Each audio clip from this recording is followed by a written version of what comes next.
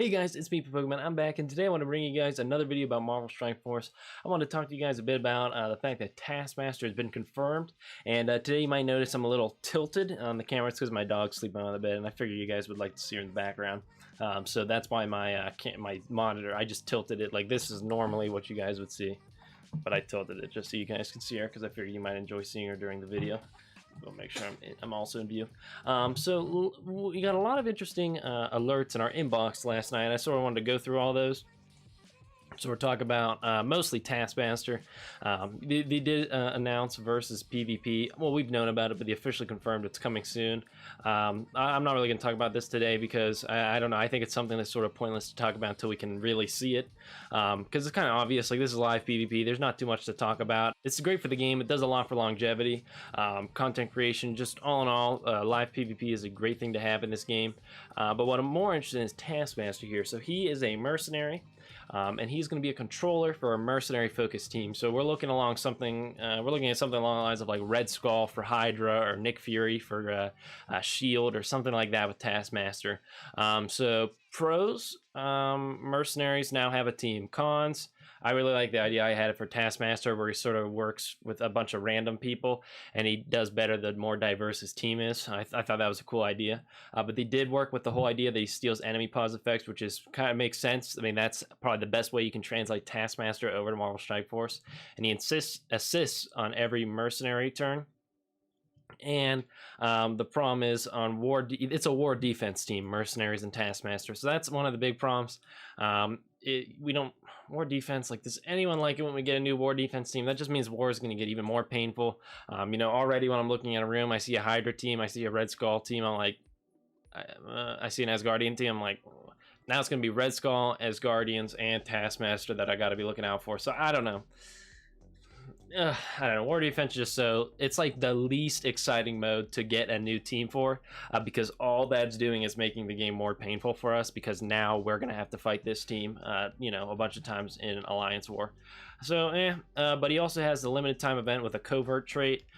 So what's nice is he's going to be an event character, sort of similar to Proxima, and his design looks very good. I'm excited that they're keeping the classic skull. Not leaning in too heavily to the movie look. I mean, the movie looks growing on me a bit, but I prefer classic.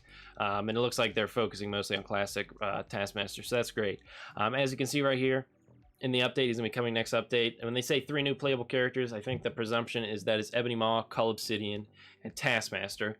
Ironheart, she should be coming any day now. I don't know what they're waiting on for Ironheart. I think they're saving her for a rainy day. But she, I don't think, counts as one of those new playable characters, because Ironheart is in the game right now. She's playable, like, she's in the roster, so I don't think she counts as a new character. But the new event campaign is going to be Taskmaster, and then the new game mode will be live PvP. So 2 things I wanted to do, just for fun. First off, I wanted to look at Covert, who I think the Covert trait is going to apply to. I think Gamora, like, generally like assassin-y characters. I think Gamora, they might apply it to like shield characters, like Quake and Nick Fury and them. I could see them doing that. I think Crossbones will have it. Who else? They could give it to Black Panther. Black Panther's kind of covert, he's a little stealthy. Definitely Black Widow will have it.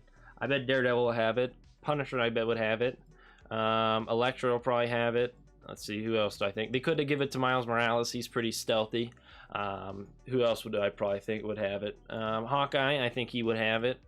I don't know about any of these characters. Falcon, I think he would definitely have it. Winter Soldier, I think he'd have it. Bullseye, I feel like Bullseye would have it. So generally any like the assassin-y characters, I think, are going to be the Covert characters.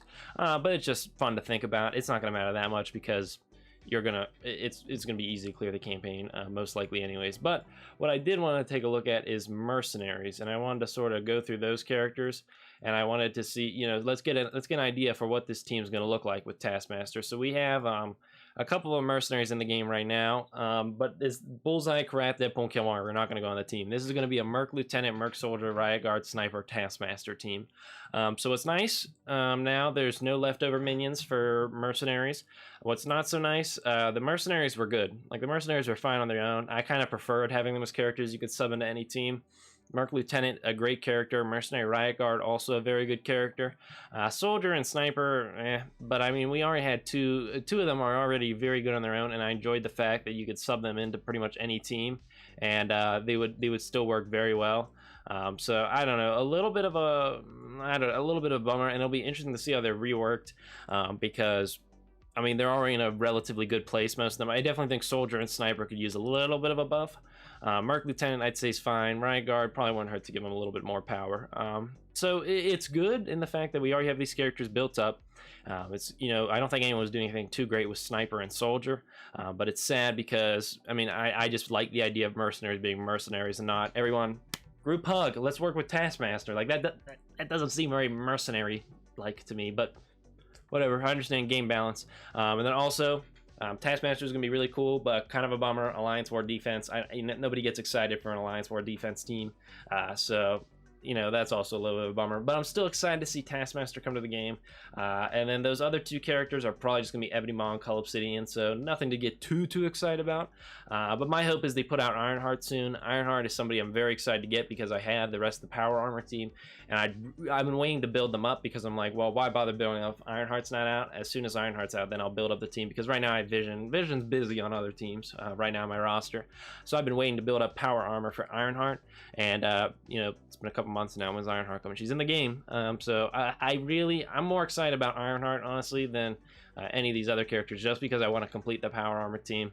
And I do also wish Taskmaster would have worked a little bit with Bullseye.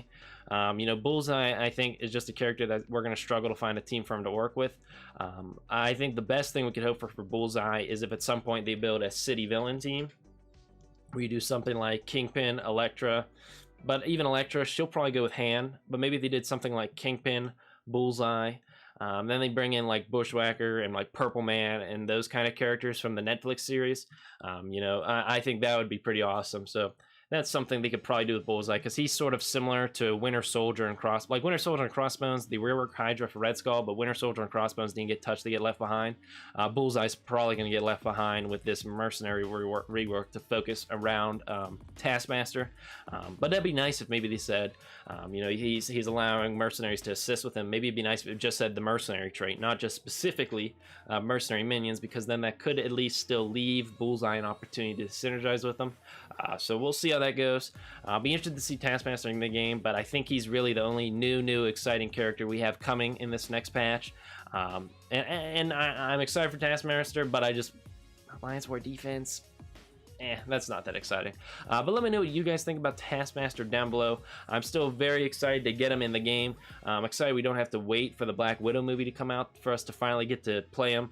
But I'll be anxiously awaiting Red Guardian, because I think he looks awesome with David Harbour playing him.